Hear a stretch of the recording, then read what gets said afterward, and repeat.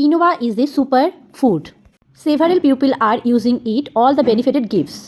Especially it is high in protein, high in fiber, and it is also gluten-free green. চলো দেখে নি how to make quinoa pulao. First of all market থেকে quinoa আনার পর সেটাকে fresh water দিয়ে ভালো করে একটু ধুয়ে নিয়ে এটাকে আমি প্রেশারে 3টে সিটির মতন দিয়ে বয়েল করে নিয়েছিলাম। দেন ভেজেসগুলোকে একটা জায়গায় কেটে রেখে দিয়েছি। তোমার ঘরে যা যা ভেজেস থাকবে তুমি ইউজ করতেই পারো।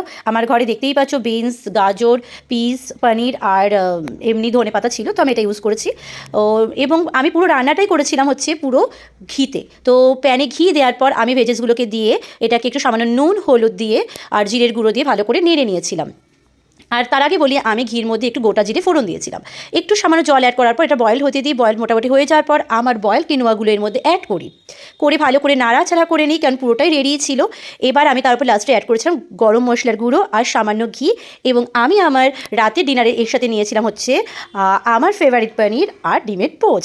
তো একদম ইজি এই কিনোয়ার, আর এটার বেনিফিটস তো আমি আগেই বলে দিয়েছি। তোমরা চাইলেই শীতের রাতে ঠিক আছে চার জলদি এইরকম কিনোয়া পোলাও বা কিনোয়া খিচুড়ি বানিয়ে নিতেই পারো। আর সত্যি এটা অনেকটাই টেস্টি হয়েছিল, অবশ্যই টেস্টি আর হেলদি। চলো মাস্ট ট্রাই দিস। ভিডিওটা ভালো লাগলে অবশ্যই একটা লাইক কমেন্ট করে যাও।